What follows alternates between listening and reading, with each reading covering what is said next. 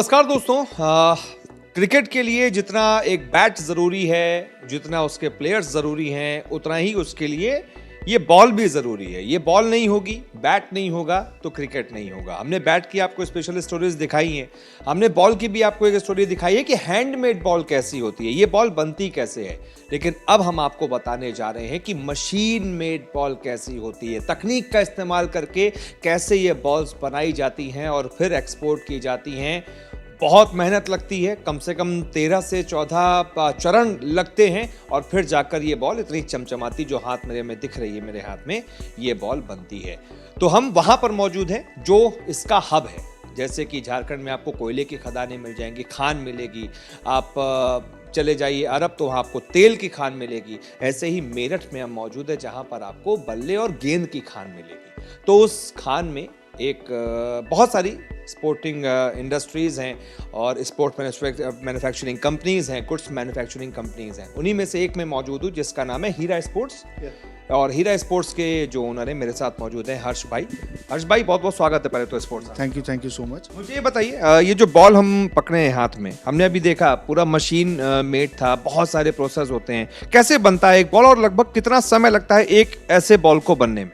देखिए, एक cricket ball को बनने में लगभग 8 से 9 दिन लगते हैं। इसका काफ़ी बड़ा प्रोसेस है। जी 8 से 9 दिन। इसकी सबसे पहले स्टार्टिंग जो होती है वो हम लेदर से लेते हैं। ये लेदर गुजरात से आता है और झारखंड से आता है, बिहार से आता है, काफ़ी जगह से आता है, फैक्ट्री से आता है। इसको लेदर को कच्चा ख़रीदा जाता है, इसको पूरा टेंड किया जाता है, पकाया जाता है। पकाने के बाद जब पूरा टेंड हो जाता है, इसको पूरा कलरिंग किया जाता है। इसके लेदर को प्रोसेस करने में ही करीबन हमें 3 से 4 दिन लग जाते हैं। अच्छा, और जैसे रेड बॉल है तो आप उसके लिए रेड डाई यूज़ करते हैं और जो वाइट बॉल है उसको वाइट कलर करेंगे। पिंक बॉल के लिए पिंक कलर करेंगे। जैसे कि आप देखते हैं कि एक जैसे क्रिकेट बॉल के प्रोसेस को हम लेते हैं, लेदर जब हमारा पूरा हो जाता है तो उसके बाद लेदर को हम लोग उसको कटिंग प्रोसेस में लेते हैं। उसके 4 पीस किए जाते हैं। पीस के बाद उसकी पीस स्टिचिंग होती है। पीस टचिंग के बाद वो थर्ड प्रोसेस में जाता है आपका डाई कटिंग पे। उसकी डाई कटिंग होती है। फिर डाई कटिंग से 4th प्रोसेस में वो लिप स्टिचिंग पे जाता है। दोनों को जोड़कर उसको लिप की ये वाली स्टिचिंग की जाती है। ये पहली वाली स्टिचिंग की जाती है। फिर उसके बाद जाता है ये आउटर स्टिचिंग पे। इसकी आउटर स्टिचिंग की जाती है। हाँ, ये जी कलर कर दिया जाता है। कैसा ये धागा होता है? देखिए, पहले तो ये आपका नायलॉन का धागा होता है और कॉटन मिक्स होता है इसके अंदर।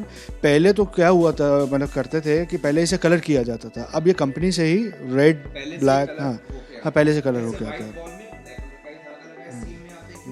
रेड बॉल में व्हाइट कलर का और पिंक बॉल में आपको मिलेगा ब्लैक कलर का। तो पहले से ही कलर्ड होके आता है। जी। आउटर स्टिचिंग के बाद इसको हम लोग डाइस के अंदर भेजते हैं, इसको प्रेसिंग के लिए। इसकी प्रेसिंग होती है। प्रेसिंग होकर ये राउंड शेप में आती है। उसके बाद फिर इसकी राउंडिंग की जाती है प्रॉपर तरीके से। एक साइज़ होता है, शेप में 5.5 ऑन्स का एक शेप होता है, एक साइज़ होता है, उसको शेपिंग में लाया जाता है। शेपिंग के बाद इसके ऊपर लैकरिंग होती है। लैकरिंग होने के बाद फिर स्टैंपिंग होती है। पॉलिश होता है। फिर उसके ऊपर स्टैंपिंग होती है। स्टैंपिंग जी जी हाँ, सब अपना टैग करते हैं, अपना लगवाते हैं, जिसको जैसी डिमांड होती है उसके हिसाब। हाँ जी, मेरी ऑल ओवर इंडिया में जाती है। मेरा पूरा साउथ पूरा कवर है, पूरा महाराष्ट्र कवर है, मेरा पूरा आपका इस तरफ आए गुजरात जाए, गुजरात पूरा कवर है। मतलब 70% मेरा पूरा इंडिया कवर्ड है। ये वही बॉल्स होती हैं जैसे जो राइट, ये वही बॉल्स होती हैं जो इंटरनेशनल मैचेस में देखी जाती हैं, जो इंडिया में खेली जाती हैं और जो इंडिया से बाहर भी देखी जाती है। ये वही बॉल्स होती हैं। देख रहे हैं कि आसान नहीं होता है। जैसे हमने आपको बल्ले का प्रोसेस दिखाया था, बहुत सारे चरण होते हैं, एक के बाद एक बहुत मैन पावर चाहिए होती है उसके लिए। ऐसे ही बॉल के लिए भी उतनी ही मैन पावर चाहिए होती है, उतनी मेहनत चाहिए होती है। और हम लगातार आपको विंडो में दिखाई रहे हैं कैसे आप देखिए कारीगर एक के बाद एक मेहनत कर रहे हैं। 13 से 14 लोगों के हाथ में ये गेंद जाती है, तब जाकर खेलने लायक ऐसी गेंद ये बनती है। और अब मुझे ये बताइए कि हमने देखा है कि पिंक बॉल जो है इस बॉल से ज़्यादा, रेड बॉल से ज़्यादा स्विंग करता है। हमने देखा है अभी जो मैच भी हुआ था इंडिया बांग्लादेश के खिलाफ, पहला पिंक बॉल हमारा मैच, उसमें भी उन्होंने देखा तो बॉल बहुत स्विंग किया था। तो आप लोग तो बनाते हैं, मैन्युफैक्चरर हैं, तो ऐसा क्या डिफरेंस होता है इस बॉल? बेसिकली स्विंग तो सेम ही करता है, उसमें जो फ़र्क होता है वो विजन का फ़र्क होता है। जो पिंक कलर जो है ना, उसकी ब्राइटनेस है जो, वो प्लेयर को बैटिंग करने वाले प्लेयर को भी काफ़ी अच्छे से दिखता है और वो खेलने में भी काफ़ी अच्छे से नज़र आता है। मैंने कहीं रिपोर्ट्स पढ़ी थी कुछ लैकरिंग की कुछ डिफरेंस होता है, उसमें शाइन कुछ ज़्यादा होता है, पॉलिश कुछ अलग होता है, इस वजह से। बेसिकली होता क्या है कि जो रेड बॉल होती है इसको हम डल फिनिशिंग में करते हैं। ये एलम10 जो होता है ये डल फिनिशिंग में होता है। जो पिंक होता है वो फुल फिनिशिंग में होता है, उसके अंदर फिनिशिंग ज़्यादा होती है, उसकी वजह से स्विंग करता है। देर तक उसमें शाइन बना रहता है, इस वजह से वो देर तक स्विंग भी करता है। तो और ये बॉल जो है शुरुआत में मार्केट में आप लोग ये कितने के मिल जाएगा? अगर मैं यहाँ से मेरा कोई भी आएगा आपके, अगर मैं यहाँ पर बैठूं, जो भी वीडियो हमारा देख रहे हैं, यहाँ पर आए हीरा स्पोर्ट आए, आपसे मांगे बल्क में बॉल, तो आप यहाँ पर क्या प्राइस करता है? नॉर्मली जो बॉल स्टार्ट हो जाता है हम लोगों के यहाँ वो 130-140 रुपीज़ से बॉल स्टार्ट हो जाता है, और बॉल जो टॉप तक जाता है वो आपका अराउंड 1000-1200 तक की टॉप तक जाता है। 150 वाले बॉल में और 1000 वाले बॉल में क्या डिफरेंस? सर उसके अंदर जो कॉर्क वुड अंदर डलता है, जो मोल्डेड गोला इसके अंदर डलता है, उसकी क्वालिटी का फ़र्क होता है, उसके रेशियो का फ़र्क होता है, उसकी ग्रेविटी का फ़र्क होता है।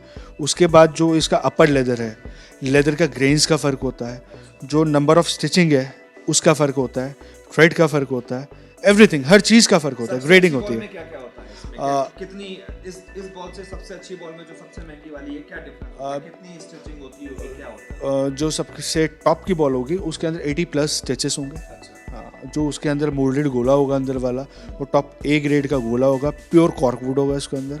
जो उसका लेदर होगा वो टॉप A ग्रेड का लेदर होगा। मतलब उसको सिलेक्शन सपोज एक 100 बॉल्स में से जो पीसेस लेदर के पीसेस होते हैं उसके अंदर 10 या 15 बॉल्स के सिर्फ लेदर निकलेंगे, जो सिलेक्शन होगा, जो टॉप रेंज की बॉल्स होती हैं, इसीलिए वो इतना महंगा भी है। तो चलिए, अच्छी बात है, बहुत अच्छा लगा, थैंक यू वेरी मच। और आप लोग को भी मुझे उम्मीद है रिपोर्ट ये पसंद आई होगी, पता चल गया होगा कि भाई इतना आसान नहीं होता है। आप क्रिकेट खेलते हैं, खेलिए, लेकिन कैसे आप तक ये बॉल पहुंचती है वो भी समझिए और जानिए। उसके लिए हर्ष भाई जैसे लोगों का बहुत बड़ा योगदान है, इनके यहाँ जो कारीगर काम करते हैं उनका बहुत बड़ा योगदान है, मेरठ का बहुत बड़ा योगदान है, क्योंकि मेरठ में बना हुआ ये बॉल, बना हुआ बैट दुनिया तक में जाता है। तो फिर समझिए इसकी अहमियत। उम्मीद करता हूँ ये रिपोर्ट आपको अच्छी लगी है तो वीडियो को लाइक कीजिए, शेयर कीजिए और हमारे चैनल को सब्सक्राइब कीजिए। बहुत बहुत शुक्रिया।